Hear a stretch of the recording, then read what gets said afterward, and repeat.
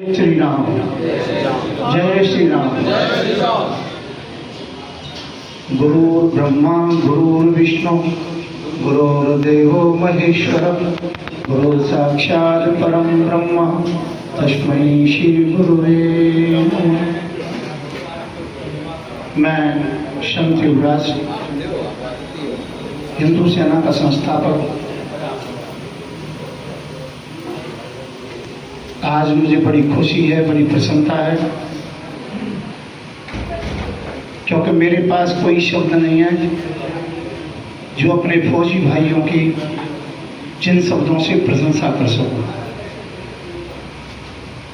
क्योंकि देश के अंतर्गत में यदि कोई प्रशंसा के योग्य है, विश्वास के योग्य है, तो हमारी फौज है, हमारे सैनिक हैं। और गीता में स्पष्ट कहा गया है, हे अर्जुन आप युद्ध करो। यदि विजय हुई तो पृथ्वी का राज्य भोगोगे, यश प्राप्त होगा, ऐश्वर्य भोगोगे, और यदि वीर गति को प्राप्त हुए तो स्वर्ग का राज्य भोगेंगे। इसमें कोई शंका नहीं है। तो हमारे सैनिक उस स्थिति के तहत में अपने घर को, परिवार को, समाज को, सबको छोड़ करके और देश की रक्षा के लिए जाते हैं। आज बड़ी खुशी की बात है कि मेरे भाई गोपाल सौरभ जी रिटायरमेंट होकर के आए हैं। ये बहुत बड़ी बधाई की बात है, क्योंकि मुझे मालूम है जो जवान एक बार भर्ती हो जाता है तो उसके घर परिवार का हृदय, जान हर समय सूली पर अटकी रहती है। जब भी कोई शहीद होने की समाचार सुनाई पड़ता है, तत्काल उन्हें अपना बच्चा याद आता है, अपना पति याद आता है, अपना भाई याद आता है। मैं ये नहीं कहता हूं कि शहीद होने से कष्ट होता है, वो भी एक देश की बहुत बड़ी सेवा है। परंतु जो सैनिक अपनी पूरी ड्यूटी पार करके यहाँ आ जाता है, तो वो समाज के अंतर्गत में यदि अपना काम करे, समाज की सेवा करे, तो अन्य लोगों से, सिविलियन लोगों से अग्रणी होता है हर चीज के अंतर्गत में। फौजी व्यक्ति के अंतर्गत में शिष्टाचार होता है, हर प्रकार के नियम और कानून को जानता है। मैं तो भारत के संविधान से यही प्रार्थना करना चाहूंगा, संविधान में एक लाइन होनी चाहिए, जो हमारे फौजी रिटायर भाई हैं, रिटायरमेंट फौजी भाई हैं या IAS IPS हैं, वही चुनाव लड़े। सिविलियन व्यक्ति को चुनाव लड़ने का कोई अधिकार नहीं होना चाहिए। यदि कभी मुझे मौका मिले तो ये कानून जरूर बनाऊंगा। सरकार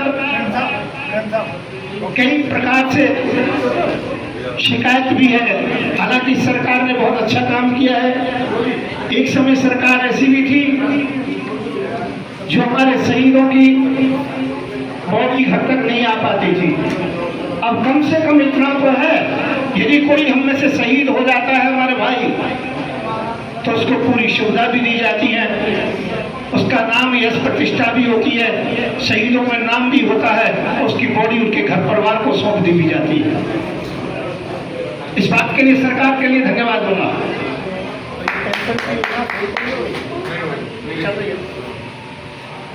मैं आज इसी बात को कहना चाहूंगा, मेरे यहाँ पर जो फौजी भाई इनको देख करके हृदय द्रवित हो गया, गदगद हो गया। संतों की सभा में बहुत जाता हूँ, आपको शायद मालूम होगा, छोटा सा काम मैं भी कर रहा हूँ। मैंने 3 साल गुप्तचर विभाग में काम किया है। मैं एक छोटा सा एजेंट बन के रहा हूँ।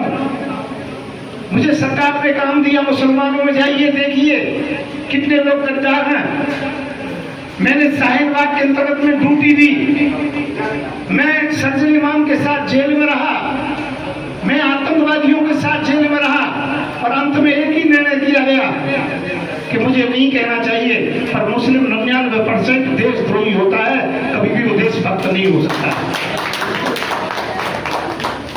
इस बात को मुझे समाज में कहना नहीं चाहिए, पर मैं जरूर कह रहा हूं, आज हम ऐसी स्थिति पर पहुंच चुके हैं, कभी भी ग्रह युद्ध हो सकता है।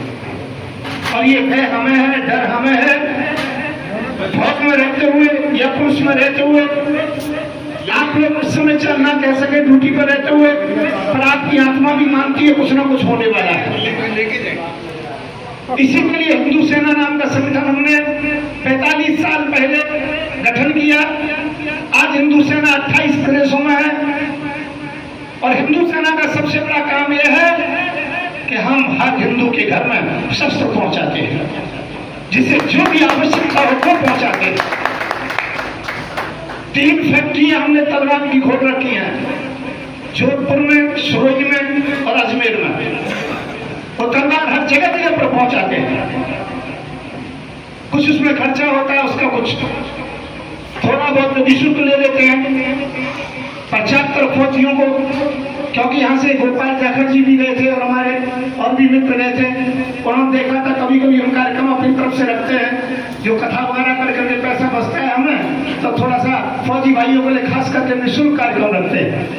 तो हमें बड़ी खुशी है, बड़ी प्रसन्नता है। जब वो जाखड़ जी ने बताया कि ये कार्यक्रम है, तो मुझ पर आ नहीं गया। हालांकि आपको एक बात बता दूं, डॉक्टर ने केवल 1.5-2 महीने का टाइम मुझे दे रखा है। मेरे फेफड़े में कैंसर है, 4 बिंदु हैं कैंसर के, एक 5वां बिंदु फट चुका है, मैं 4थी स्टेज में हूँ डॉक्टरों के अनुसार। अब भी आ रहा था तो 15-20 मिनट डॉक्टर से मेरी बात हुई है। अमेरिका के लिए मुझे रेफर कर दिया गया है, परंतु मैंने कहा जब तक मेरा शरीर के अंतर्गत में प्राण है, मैं देश की सेवा करता रहूंगा, सनातन की सेवा करता रहूंगा। और मुझे विश्वास है कि डॉक्टर कह रहे हैं मुझे कैंसर है, कम उम्र है, और मैं इस बात को जानता हूं, अभी शरीर धारण करूंगा कि देश को आवश्यकता है, सनातन को आवश्यकता है। जब कोई फौजी रिटायर होता है, पुलिस वाले रिटायर होते हैं, तो बड़ी खुशी होती है मुझे, क्योंकि मैं उनके घर जाता हूँ, सिफारिश करता हूँ, भैया अब तक आपने देश की सेवा में रहे, सेना में रहे, आप पुलिस में रहे, परंतु अब आप हिंदू सेना में भर्ती हो जाइए, जिससे कि देश की अच्छी प्रकार से सेवा कर सके। तो मैं गोपाल जी से भी यही निवेदन करूंगा कि वो हिंदू सेना में भी अपना कार्यभार लें, और जितने भी फौजी भाई आए हुए हैं उन सबसे यही कहूंगा, आप एकजुट हो, जब तक मेरा शरीर है सेवा करता रहूंगा। आप लोगों से भी निवेदन है, क्योंकि हम जब तक अपना शरीर नहीं छोड़ेंगे, जब तक भारत को हिंदू राष्ट्र घोषित नहीं कर देंगे। हमें बीच में दुख हुआ, परसा वाले बाबा हिंदू सेना में संरक्षकता के पद पर थे, गौरक्षा मोर्चा संभालते थे पूरे देश में। आपको मालूम है वो घटना हुई और उसमें उनको मार दिया गया। सरकार से दुर्घटना बताने में लगी रही। सरोज भंडारी जी आगे आए, जो इनको उनकी जगह पर अब हिंदू सेना ने गौरक्षा मोर्चे का राष्ट्रीय अध्यक्ष चुना है, जो अपना पूरा कार्य अच्छी प्रकार से संभाल रहे हैं। कल मेरे पास आए थे, मैंने कहा चलना है सभा में।